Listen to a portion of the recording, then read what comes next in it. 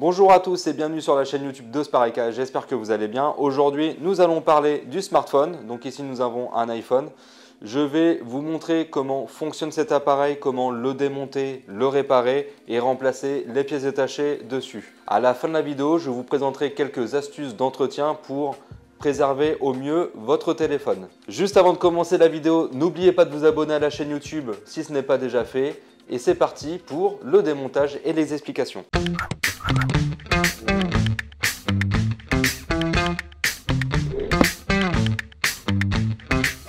Cette vidéo est en partenariat avec Ecologic. Ecologic est un éco-organisme qui favorise une meilleure gestion des déchets électriques et électroniques.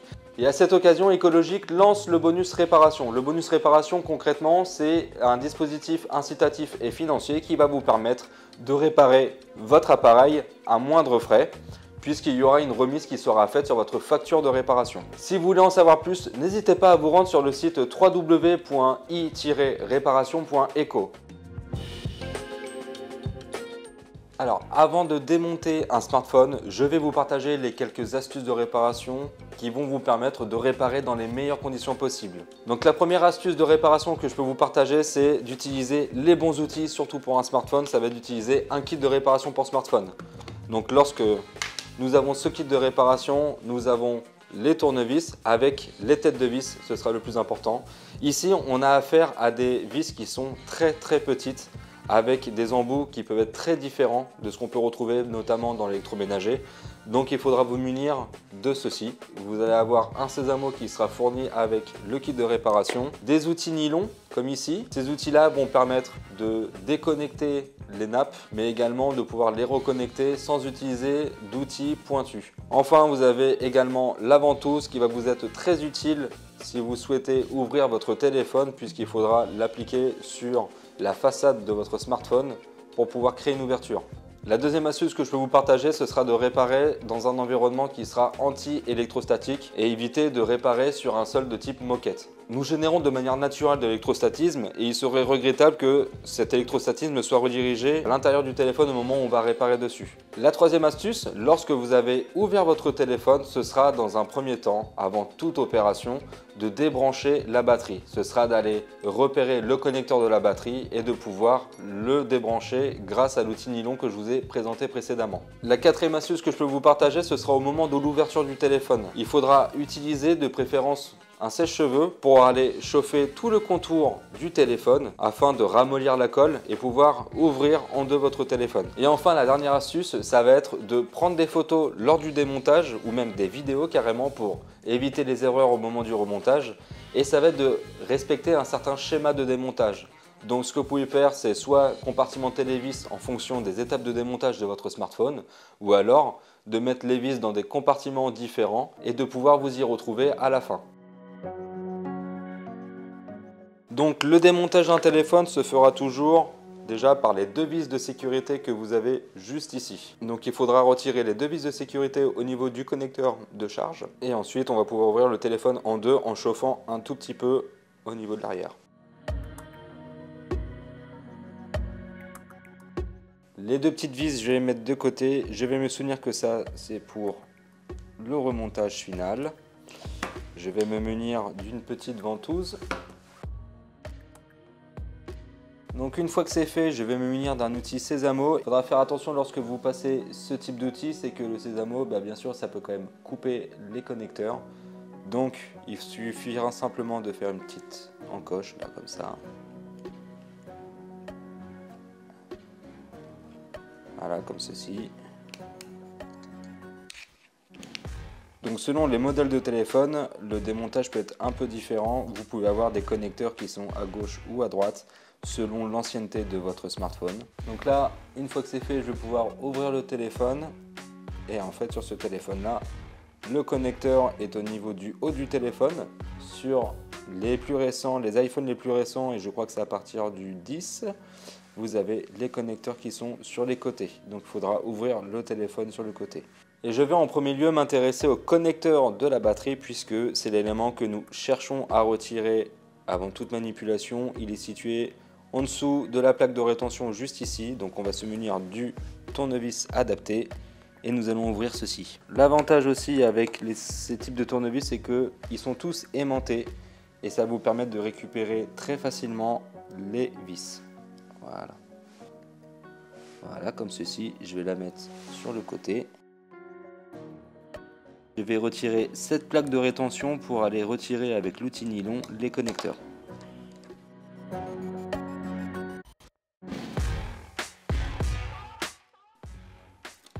Voilà. Il faut faire très attention, c'est très fragile.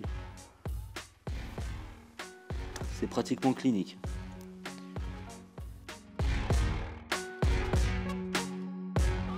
J'ai désolidarisé mon téléphone. La batterie est débranchée, donc on peut intervenir dessus en toute sécurité. Le schéma de démontage à respecter, c'est plus c'est éloigné du téléphone, plus ce sera à la fin qu'il faudra replacer ces vis. J'entends par là que là, ce que j'ai démonté dernièrement, ça a été la plaque de rétention du connecteur de l'écran. J'ai disposé les vis en fonction de leur emplacement tout autour. Ici, la plaque de rétention du connecteur de la batterie avec les deux vis. Et là, les deux vis de sécurité du téléphone qui vont permettre de reconsolider le devant du derrière. On va commencer par l'écran. Donc l'écran, bien sûr, c'est toute la partie qui est située ici. Il y aura également sur l'écran ici une plaque qui est la fonction tactile. On a le bouton Home qui est ici, l'appareil photo avant relié au haut-parleur. Nous avons ici, ce qui est le plus visible, la batterie. Vous allez avoir une carte principale qui sera juste ici derrière, ainsi qu'une carte secondaire qui est située en haut ou en bas. Donc l'appareil photo arrière qui sera situé juste ici. On a le connecteur de charge de la batterie qui est juste là. Donc on a ici le haut-parleur. Le vibreur sera situé juste en dessous de la batterie. Ici nous avons le lecteur de carte SIM. Et donc bien sûr selon l'ancienneté de votre téléphone, vous pouvez avoir des composants qui sont existants ou non. Là par exemple c'est un ancien modèle d'iPhone où nous avons le connecteur, donc une prise jack qui n'est plus disponible sur les modèles les plus récents. Et vous avez tout un ensemble de fonctionnalités. Donc vous avez l'antenne, vous avez la carte Wi-Fi, vous avez un ensemble de composants qui vont permettre de faire fonctionner le téléphone. Bien sûr, tout ça est orchestré par la batterie qui va aller distribuer l'énergie à travers les différents composants. Maintenant que nous avons vu le fonctionnement global du téléphone pièce par pièce, je vais vous parler des symptômes de panne. La panne la plus récurrente sur un téléphone, c'est bien sûr l'écran cassé. Donc je vais vous montrer comment remplacer facilement un écran sur un iPhone. Une fois que le téléphone sera ouvert, vous allez pouvoir mettre cette partie-là de côté et vous intéresser à cette partie-là. Alors concernant l'écran du téléphone, vous pouvez le commander sous plusieurs formes. Alors il est possible que l'écran soit délivré avec châssis, c'est-à-dire que vous allez avoir la plaque qui va venir se loger dans le téléphone. Ça peut être livré avec cette plaque là, donc c'est ici où vous allez avoir les vis, ou alors vous l'aurez sans le châssis, donc c'est à dire qu'il faudra reprendre la plaque de votre ancien écran pour le mettre sur celui que vous aurez commandé. Et donc pour entamer le remplacement de l'écran, il va falloir dans un premier temps aller retirer du coup tous les composants qu'il y avait sur votre ancien écran pour le remettre sur le nouvel écran. Alors on dit souvent que l'écran c'est la panne la plus récurrente sur un téléphone. Évidemment, le téléphone c'est un objet qu'on utilise au quotidien et qui est souvent porté à la main. Ça arrive très rapidement qu'on le fasse tomber. Surtout si celui-ci n'est pas muni d'une coque de protection, ça peut faire très mal au moment de la chute. Donc là je retire la plaque de rétention. Il faudra faire très attention ici. Nous avons la lentille de la caméra avant et nous avons le petit haut-parleur. Nous allons mettre juste ici. Et donc ensuite on va aller démonter le châssis, voilà, avec les différentes vis. Poursuit le démontage et on fait en sorte de respecter le schéma de démontage.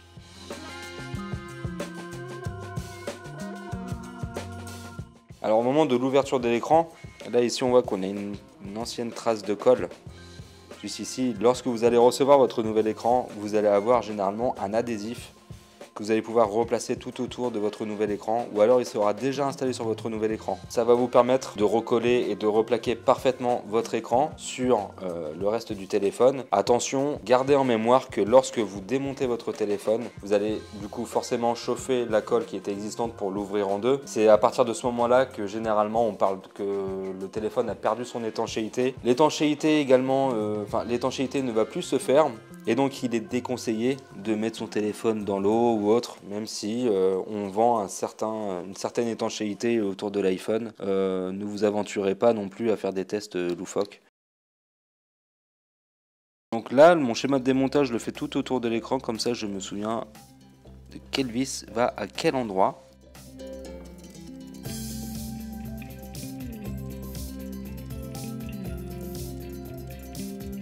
Voilà, une fois que c'est fait, vous allez pouvoir remettre le châssis en place. Donc en respectant du coup l'ordre de remontage.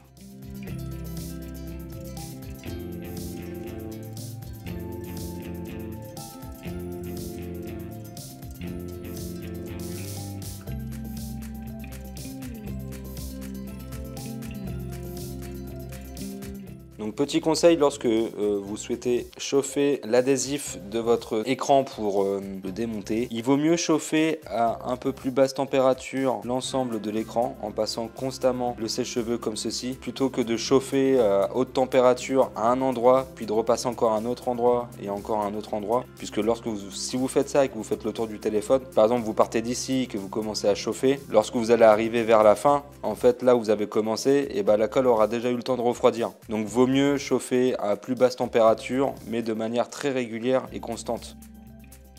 Et là, nous avons remonté notre nouvel écran. Il ne reste plus qu'à le remettre sur le téléphone. Donc au moment où vous allez faire le remontage, l'écran va venir, hop, comme ceci, se remettre sur les connecteurs dans un ordre bien précis. Donc l'ordre inverse du sens du démontage. Il ne faut pas trop forcer parce que vraiment c'est très délicat ces connecteurs. Si vous voyez que ça a du mal à rentrer, ne forcez pas, il faudra refaire plusieurs manipulations. Et là vous voyez comme l'écran, il y a plusieurs fonctionnalités tout autour de l'écran. C'est que voilà, il y a le connecteur, il y a le tactile, il y a le bouton home, le haut-parleur, le micro, puis la caméra avant.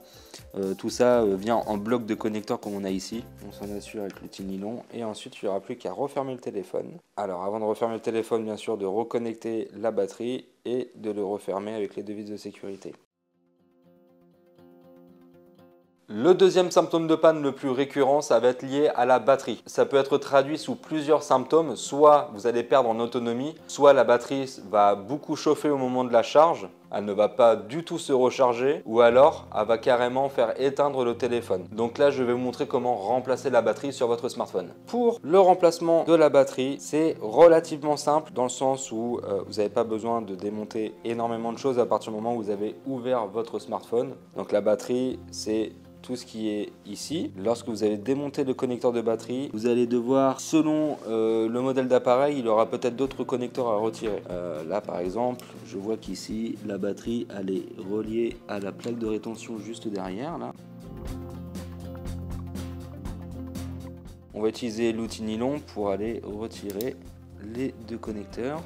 Voilà, pour plus de sécurité. Lorsque vous allez commander votre nouvelle batterie de smartphone, il n'est pas rare que cette batterie soit livrée avec déjà deux adhésifs collés à l'arrière.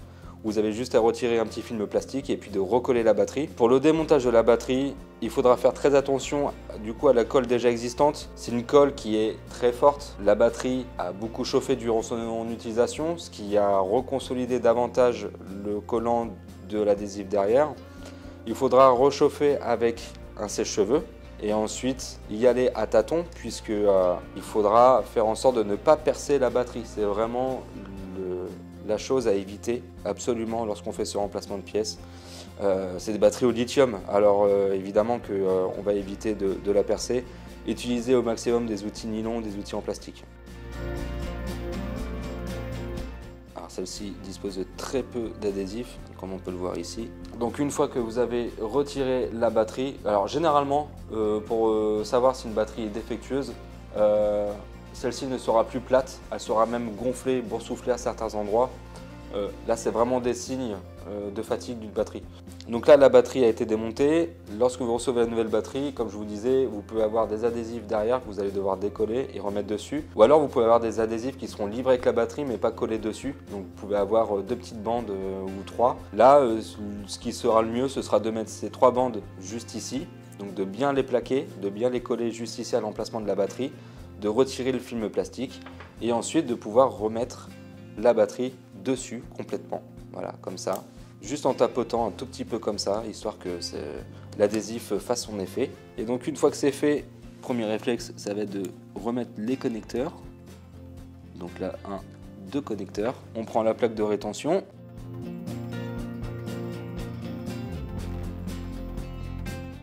Ma batterie est bien remise en place. Par contre, je n'ai pas remis le connecteur de cette dernière, puisque si j'ai encore une intervention à faire sur le téléphone, il est préférable que le connecteur reste déconnecté. Quand vous avez une réparation de smartphone à faire, donc que ce soit que l'écran ou la batterie, profitez-en également pour passer un petit coup, soit si vous avez un surpresseur ou autre, juste de nettoyer les poussières qui peuvent venir se loger à l'intérieur. Voilà, maintenant on arrive aux astuces d'entretien sur votre téléphone. Alors il y a très peu de choses à faire au niveau de l'entretien. Il faudra simplement être très vigilant sur l'état de santé de votre appareil. À commencer par la batterie, il est possible, alors on dit souvent d'optimiser la batterie, mais il est possible de préserver plutôt sa batterie en respectant quelques consignes. La première consigne, c'est éviter de laisser brancher son téléphone en charge toute la nuit, puisqu'en fait la batterie va rapidement atteindre le 100%, beaucoup plus qu'une nuit de sommeil. Et ce que va faire le téléphone finalement, c'est toujours de repasser de 99 à 100% constamment pendant des heures, et ça peut affecter les performances de la batterie. Alors la deuxième consigne, ça va être aussi pour la batterie de faire des petites charges. J'entends par là qu'il ne faudra pas attendre que la batterie arrive à 0% pour la recharger d'un seul coup à 100%. Vous pouvez très bien faire des petites charges de 15 à 30% dans la journée. Ça ne va pas affecter la qualité et la performance de votre batterie. On a aussi tendance à faire quelque chose lorsqu'on s'aperçoit que la batterie perd en autonomie, c'est de constamment aller supprimer les applications qui sont en arrière-plan et qui tournent pour rien. Ça peut fonctionner, mais généralement ce qui va se passer, c'est que vous allez passer votre temps à désactiver les applications pour les rouvrir derrière. Et il faut savoir que sur un téléphone, il est beaucoup plus coûteux en énergie d'ouvrir une application que de la fermer.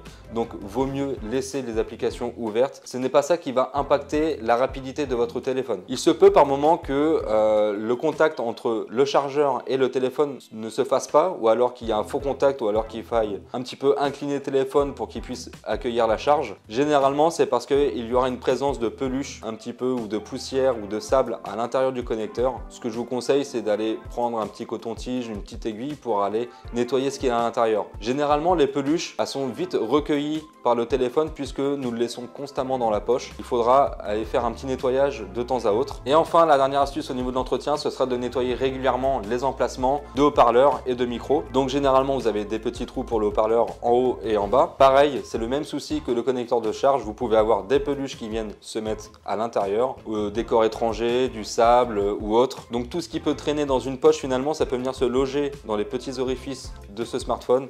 Donc il faudra le nettoyer régulièrement. Ça peut régler pas mal de problèmes, surtout lorsque vous avez du mal à vous faire entendre au téléphone ou si vous avez du mal à entendre votre interlocuteur. Voilà, la vidéo se termine. Normalement, vous êtes incollable maintenant sur le smartphone. Si ce n'est pas le cas et que vous avez encore des questions, n'hésitez pas à mettre un commentaire en bas de la vidéo et nous y répondrons. Si la vidéo vous a été utile ou vous a plu, n'hésitez pas à mettre un petit pouce bleu et moi je vous dis à la prochaine sur Spareka.